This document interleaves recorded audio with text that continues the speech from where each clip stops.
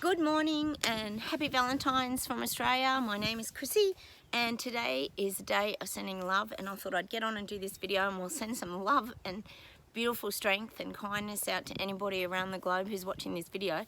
Now, I actually channel my readings, so I'm just going to close my eyes and we'll see what comes through for the 14th of February. I'm shooting this video on Valentine's Day, obviously, and we'll just see what messages come through.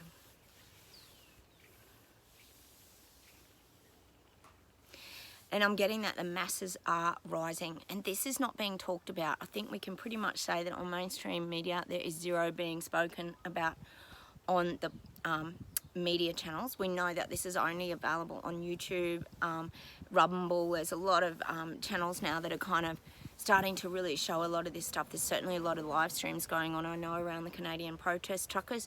So this is really happening en masse. I'm getting really, really big numbers are rising. People aren't happy. They want restrictions lifted. They're tired. They're exhausted. They're tired of their lives being threatened and having that instability. That's something that's really coming through really strong. People are tired of feeling very unstable, because when you feel unstable, it feels like you could fall over at any time, and the thought of that happening is overwhelming people. And that's something that I'm really getting through really strong, is just that instability around jobs, around income.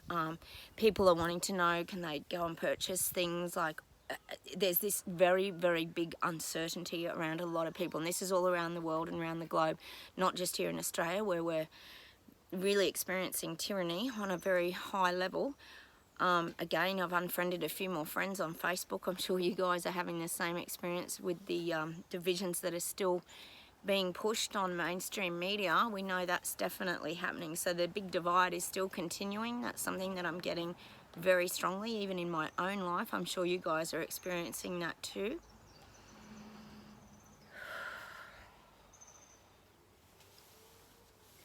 Now they're giving me the download of like fluffy little kittens.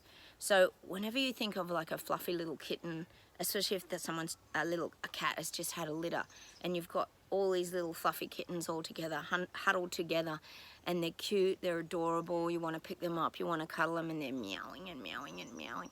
And this is the image that they're kind of giving me. They're saying, like, from these little things, like, big things grow. So you can get a tiny little kitten, but then it can grow into a very big cat, like a big tomcat with a lot of strength, a lot of, it can be streetwise, it can have a lot of wisdom. So it's kind of this image of, like, things might start small, but they always grow. And I think this is like the energy that they're putting on it, that when they're using the analogy of a kitten, for example, you think of a cat. Cats are very independent, they're very headstrong, they're very, very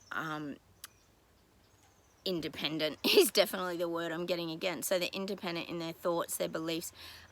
They look for people when they need them, but they also are very strong characters. And that's why I get this around the kittens, because the kittens are growing.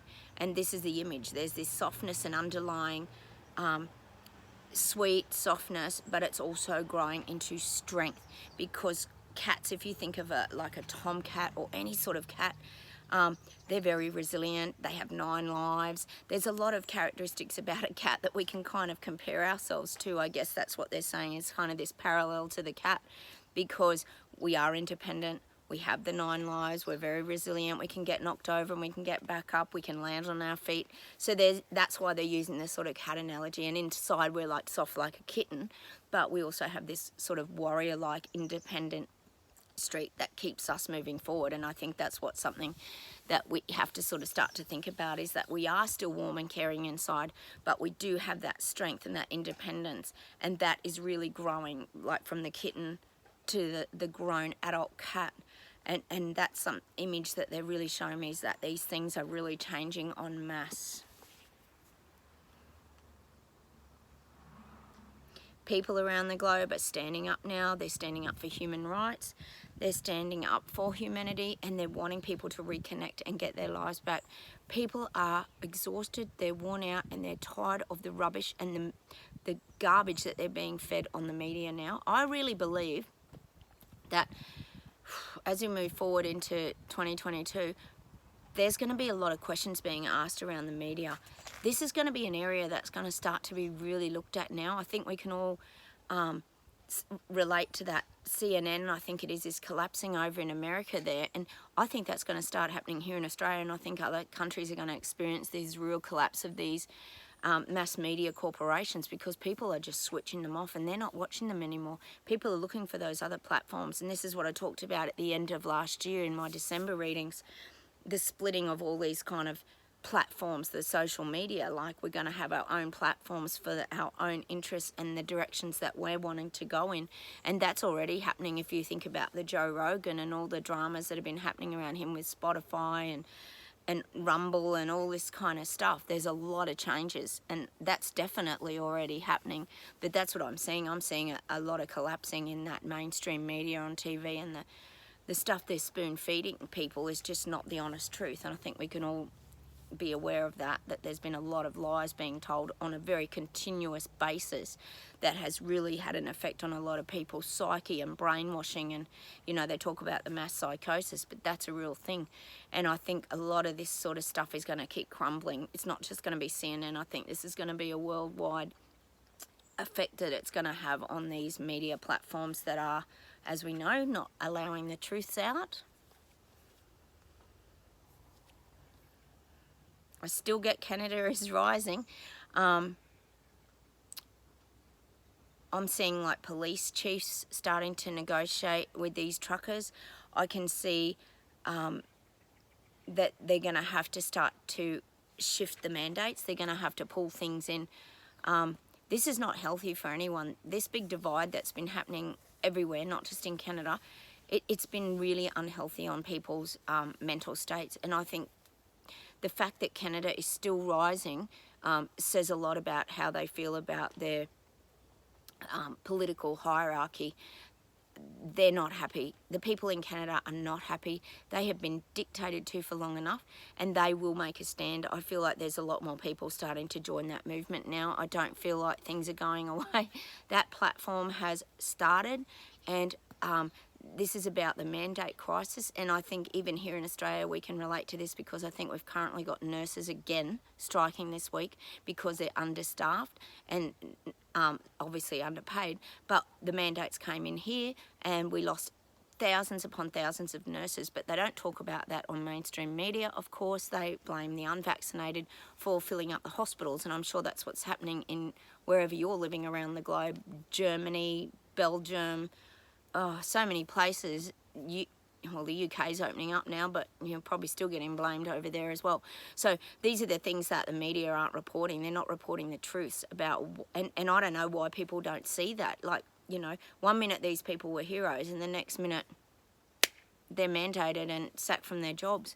And then we're short-staffed, and now here we are in Australia, the nurses and doctors are striking again. It's getting ridiculous. It's just like this continuous loop of nonsense, I guess, that makes no common sense to anybody. But when people are caught in that mass psychosis bubble, they can't see anything, and it's a very bizarre experience, and I'm sure you're all experiencing that too. But I'm still getting that Canada is rising.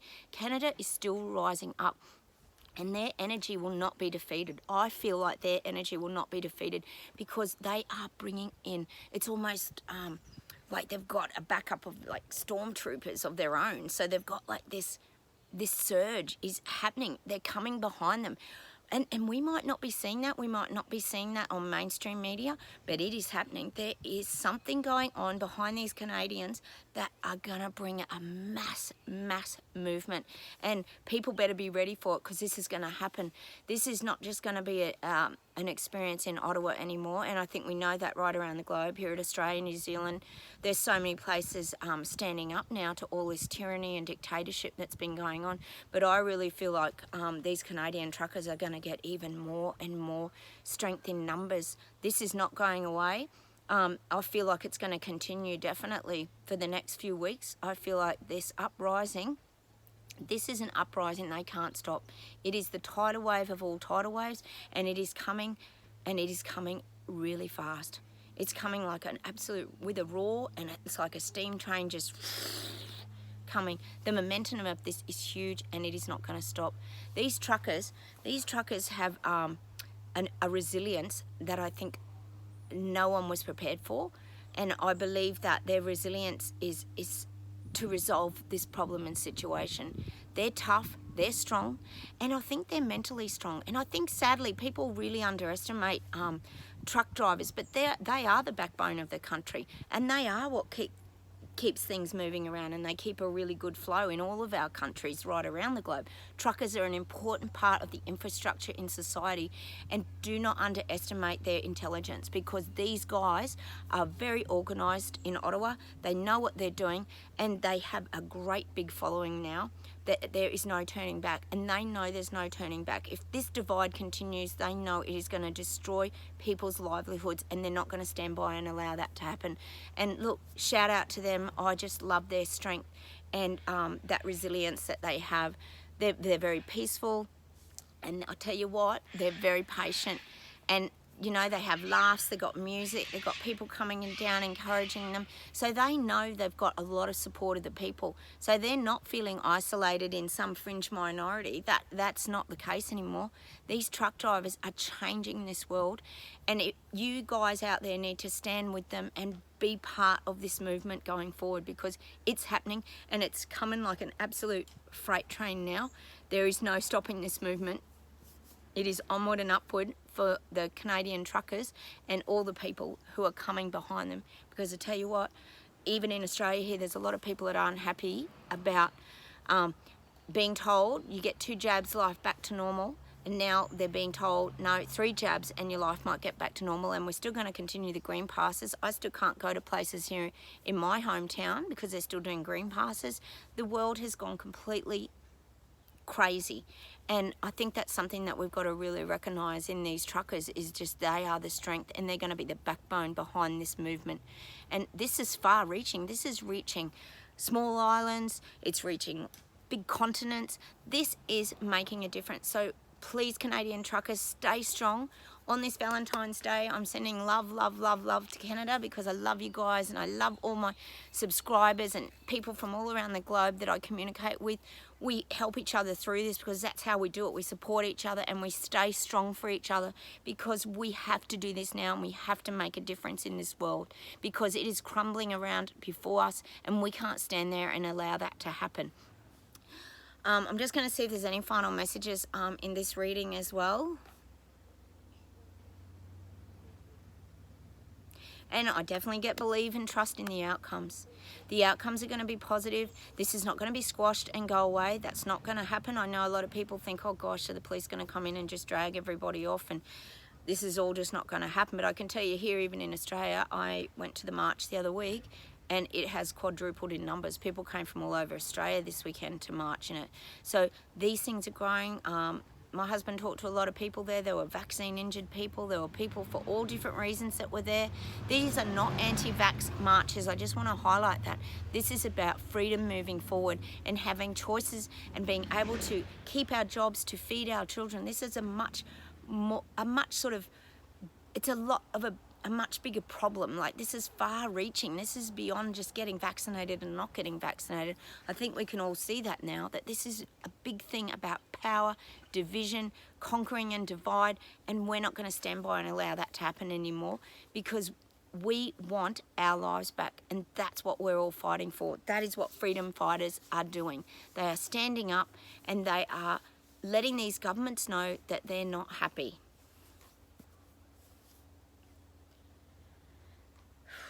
And I think we can pretty much see they're saying that. They're showing Trudeau, of course, but there's other,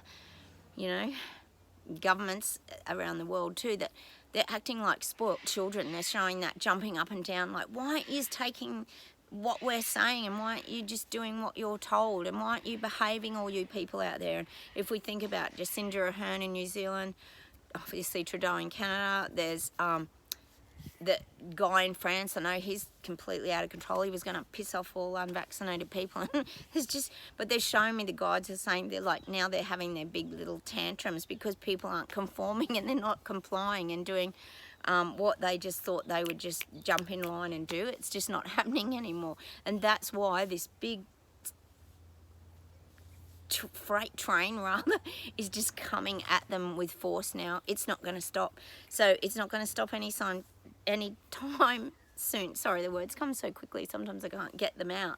It's not going to stop anytime soon. This might take a little bit longer. It might take a few more weeks. I still feel it'll even take maybe a few months for things to kind of trickle back when it comes to making the decisions as well around changing mandates, changing the rules, trying to get society back to some sort of normality, because you always have to remember that parliamentarians or whoever's the governing bodies, they're always trying to protect their image, of course, and they want to always appear like they're the winner that's kind of made that decision. So you also, as anyone who's a freedom fighter or who's standing up for human rights around the globe, you've also got to have patience and allow these things to happen, because I always talk about that sort of push and then we push back and then they push and then we push back. So this is kind of the process. So eventually they push and then we push them back. They push us and we go further back. So eventually you're going to sort of widen that gap. It's not going to be just their way pushing one way. This is going to be the pushback, the pushback, the push, and then things will start to open up again, and this is how it's kind of going to go in the next, I'd say probably 3 months. There's going to be some big changes around the globe, and we're going to have that feeling of a much lighter human experience. We're going to feel like we're getting some parts of our life back. It won't be all, and I mean this could drag on for quite a while, because I think we've got to remember too, a lot of people are still living in fear. There are people who still are living in fear of the virus. They are terrified of catching it. They still sit in their home. They go and get jabbed the minute they bring it out. And I mean, here they're talking about giving people jabs every 3 months, because they did say that the vaccines wane after 12 weeks. So that's a lot of jabs to have in a 1 year period. So I don't think that's going to sit so well with a lot of people. But look, if anyone's out there and they're confused about life and what to do, you know, it's important that we all stand together no matter what your medical status is. It's just irrelevant. This is about getting our lives back, getting together with relatives, being able to give our loved ones a hug. That's something the guides are really saying to me is very important now, that we hug each other, we say goodbye to our dying relatives. That is just a human right that has been just the sickest thing I've ever heard of in my whole life, that people can't go and say goodbye to their dying relative. They're not even allowed to be kitted up in Australia here and give them a hug in a kitted suit with a mask on. They're not even allowed to do that. They've got to virtually say goodbye to people on the phone. I mean, what even is that? The guides said that's completely inhumane, and the guides reckon they're not even going to take it anymore. They're going to actually get behind us as well and start to push us. So I think we've got to know, and I always talk about listening to that gut feeling and hearing any voices or things that are going on in your head, and listen to those things, because they're the things that are going to drive us forward, because the guides reckon that they're on our side, they're on our team, and they really want us to make a difference in this world, because that's our job, and that's why we've been put here as light workers, which a lot of you watching this are probably light workers. If not, you're ascending into different kind of dimensions now. We're not just living in 3D anymore. These things go far beyond that. There's a lot more telepathy. People are hearing these sort of gut feelings and sensing things in their bodies. So really listen to that, because that's your guidance, and that's what's coming through from me to you. That's the message, is to listen to your guidance, your gut feeling, your synchronicities, your sixth senses. Very important moving forward. So look, thanks for watching today. I love hearing from you guys. Please leave me comments. Hit the like buttons, because we keep these messages going around a lot with that. Subscribe to my channel. Like I said, I've got tons of videos. I've got heaps on synchronicity and things around that, as well as how to change your life and make yourself feel better if you're going through some really challenging times. And I will see you in that next video. Bye from Australia. Take care, everybody.